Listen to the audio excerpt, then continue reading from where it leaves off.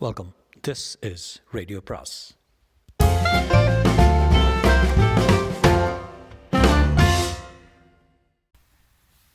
அனைவருக்கும் அன்பு வணக்கம். ஜாவர் சீதாராமனின் உடல் பொருள் ஆனந்தி, அத்தியாயம் 40.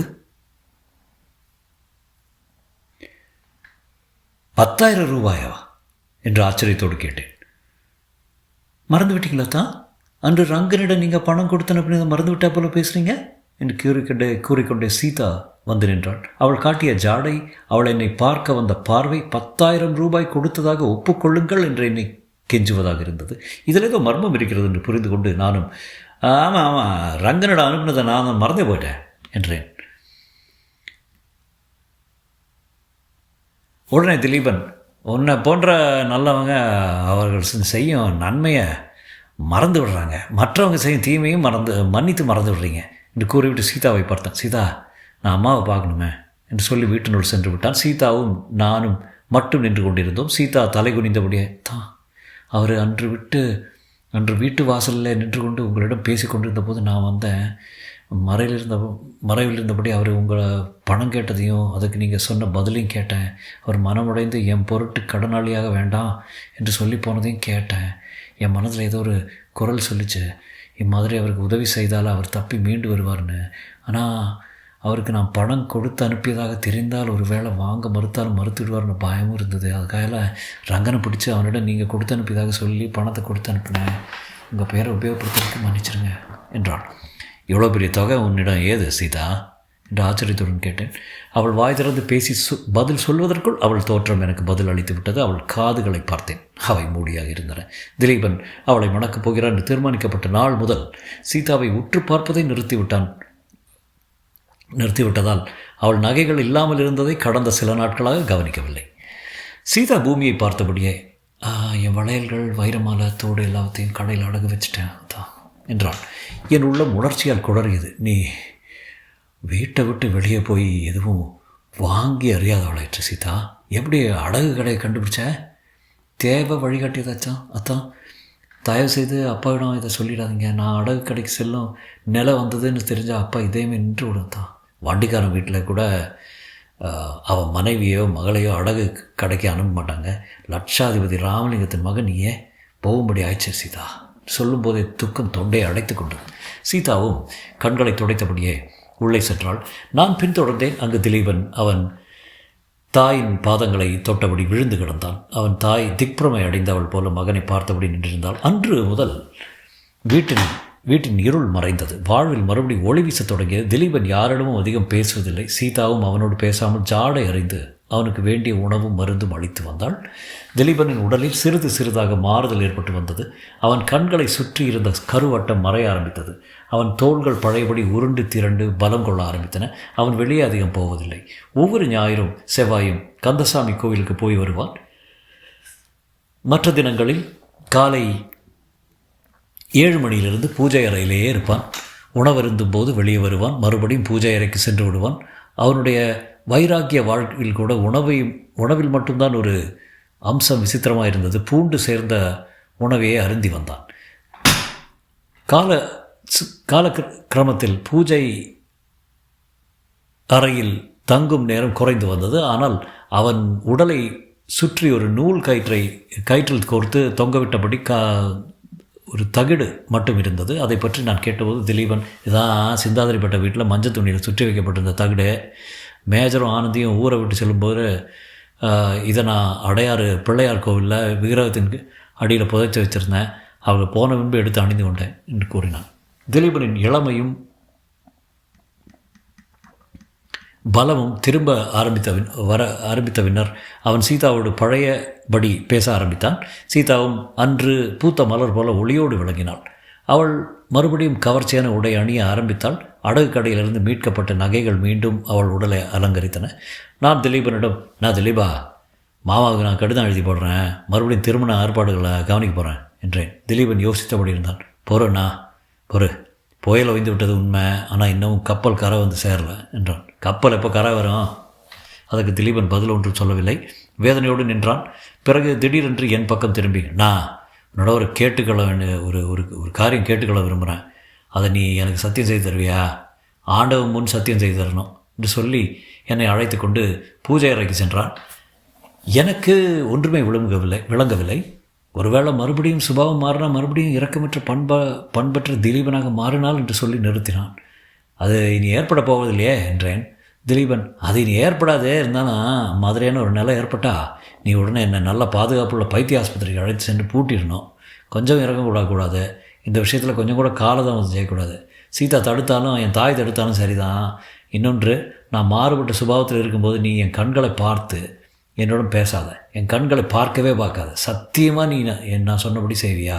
சத்தியம் செய்து கொடு அண்ணா, சத்தியம் செய்து கொடு என்று வற்புறுத்தினான். நானும் ஆண்டவன் சாட்சியாக சத்தியம் செய்து கொடுத்தேன்.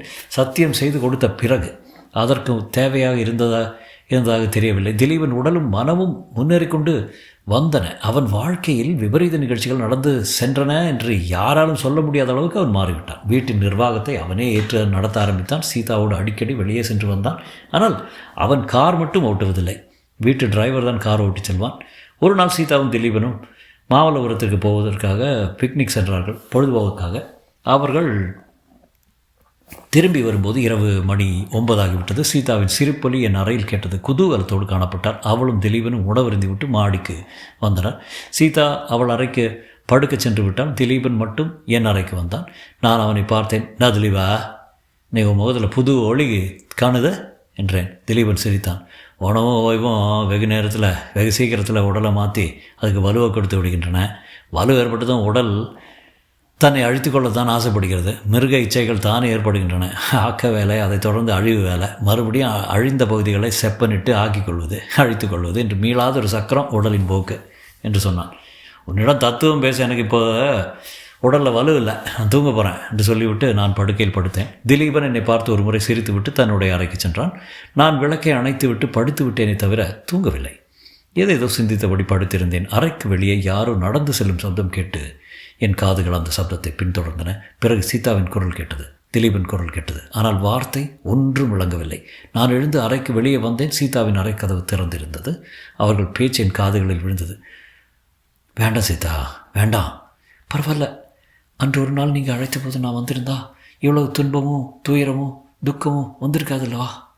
ஐயோ சீதா, அன்னைக்கு நான் உன்னை அடைஞ்சிருந்தானா ஒரு புனிதமான பிரம்மச்சாரியாக புது மலருக்கு வரும் புது வண்டாக இருந்திருப்பேன். இன்றைக்கி மலர் தான் புதிது, வண்டு சீர்கட்ட வண்டு. என்றுமே நீங்கள் எனக்கு புனிதமானவர் தான், நெஞ்சம் நிறைந்தவர் தான். எனக்கு நிற்கவே கூச்சமாக இருந்தது. நிற்பது தவறாகவும் பட்டது. ஆனால் என்னை அறியாமல் என் கால்கள் நின்றன. என் கண்கள் அறையில் நடப்பதை ஆர்வத்துடன் கவனித்தன. அத்தியாயம் 41. திறந்த கதவையும் கவனியாமல் சீதாவும் திலீபனும் மெய் மறந்து இருந்தனர்.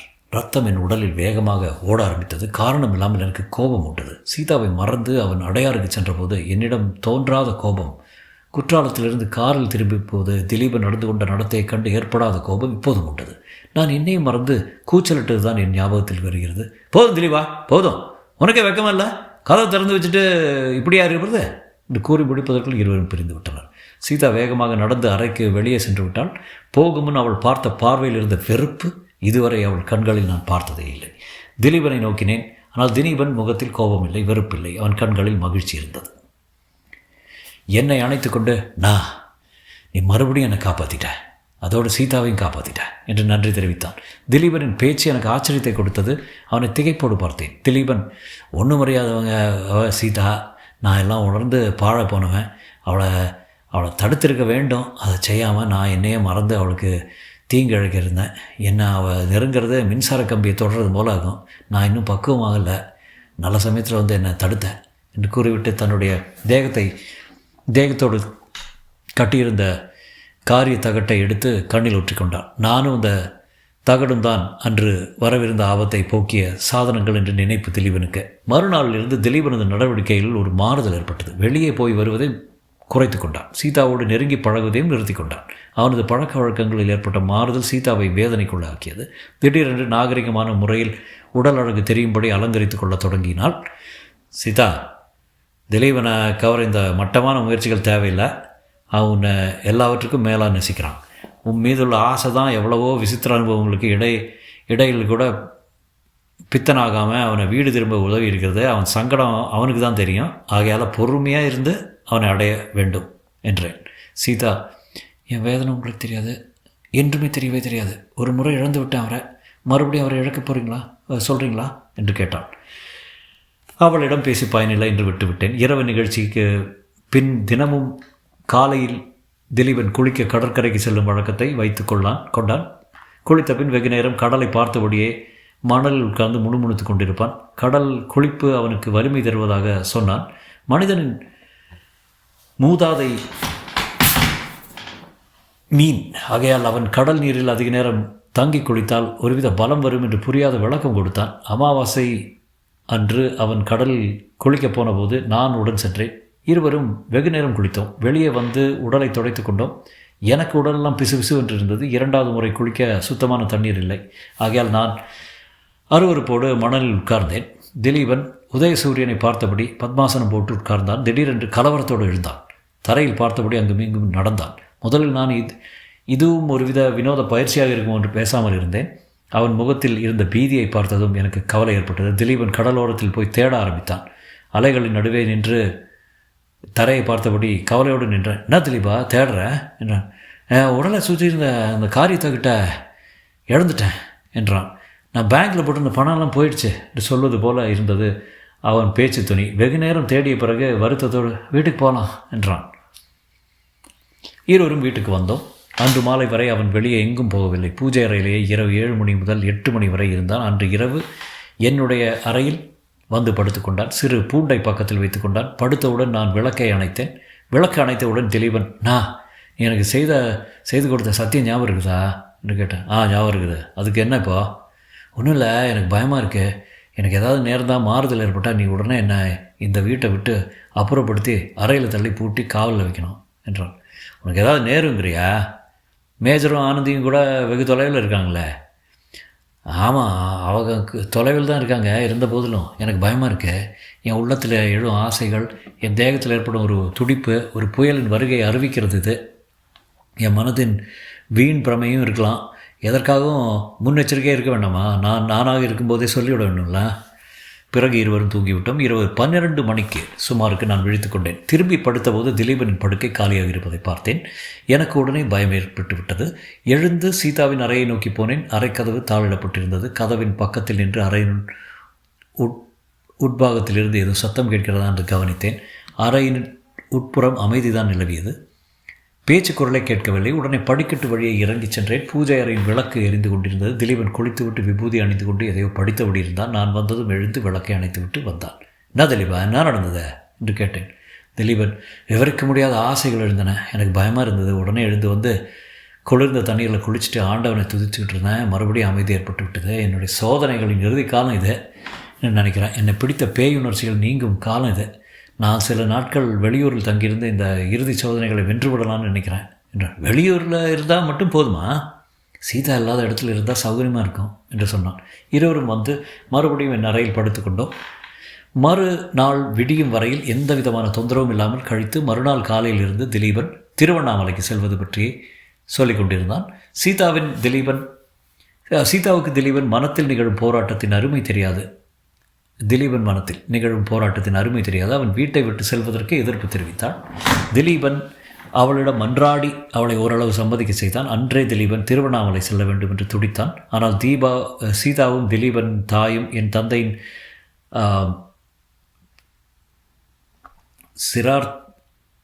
சிரார்த்த தினம் கழிந்து திலீபன் செல்ல வேண்டும் என்று தீர்மானித்தார்கள். ஓகே, தந்தை இறந்தது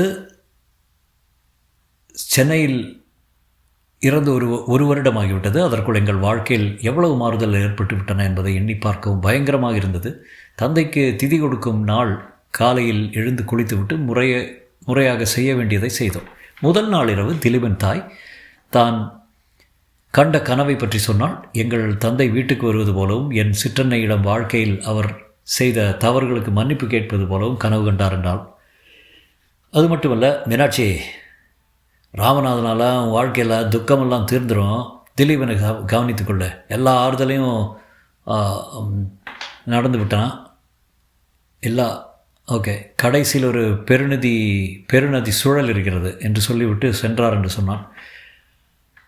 திதி கொடுத்த அன்று மாலையே திலீபன் திருவண்ணாமலைக்கு செல்ல வேண்டும் என்றான். ஆனால் மறுநாள் காலை செல்லலாம் என்று சொன்னேன். திலீபன் பிடிவாதமாக செல்ல வேண்டும் என்று மன்றாடினான். மாலை 6 மணிக்கு காரில் சாமான்களை எடுத்துக்கொண்டு தாயை வணங்கிவிட்டு என் காரில் சென்றான். அவனுக்கு உதவியாக இருக்கும்படி என் டிரைவரையும் அனுப்பி வைத்தேன். சீதா கலங்கிய கண்களோடு அவனுக்கு விடை கொடுத்து அனுப்பினாள். அன்றிரவு சாப்பிடும்போது நானும் சீதாவும் சேர்ந்தே சாப்பிட்டோம். சீதா மௌனமாக உணவருந்தி விட்டு மாடிக்கு சென்றாள். நான் என் அறைக்கு சென்று புத்தகம் படித்து கொண்டிருந்தேன். திடீரென்று வீணையின் நாதம் கேட்டது. எழுந்து சீதாவின் அறைக்கு வந்தேன். அவள் தன்னுடைய அறையில் இல்லை. அவளுடைய அறை அடுத்த நிலாமுற்றத்தில் உட்கார்ந்து கண்களில் நீர் வழிய வீணை வாசித்துக் கொண்டிருந்தாள். அன்று பௌர்ணமி தினம். அவள் வாசித்த ராகமும் மாயமாளவ கௌள ராகம் சோகத்தின் முத்திரை இசையில் நின்று நிலவியது. நான் சப்தம் இல்லாமல் வந்து அறையில் படுத்துக்கொண்டேன். சிறிது நேரத்தில் வீணையின் நாதம் மறைந்தது. சீதா வந்து தன் அறையில் படுத்துக்கொள்ளும் சப்தம் கேட்டது. என் அறை கடிகாரம் மணி 10 காட்டியது. நான் கண்களை மூடி சில நிமிடங்கள் தூங்கியிருப்பேன். கார் ஹார்ன் சப்தம் கேட்டது. விழித்துக்கொண்டேன். ஜன்னல் வழி எட்டி பார்த்தேன். என்னுடைய கார். அதிலிருந்து அலட்சியமாக திலீபன் இறங்கிக் கொண்டிருந்தான். அவன் கண்களை சுற்றி கருப்பு நிறமும் அவன் நடையில் ஒரு அசுரத்தனமும் தெரிந்தன. அடுத்த வினாடி கதவை தடதடவென்று தட்டும் சத்தம் கேட்டது. பயங்கரமான எதிர்காலத்தின் முதல் படியில் நான் நிற்கிறேன் என்பதை மட்டும் உணர்ந்தேன். என் உடல் வியர்த்தது. இன்றிரவு திலீபன் சீதாவை நெருங்கக்கூடாது என்ற எண்ணம் மட்டும் என் மனத்தில் தோன்றியது. தொடரும்.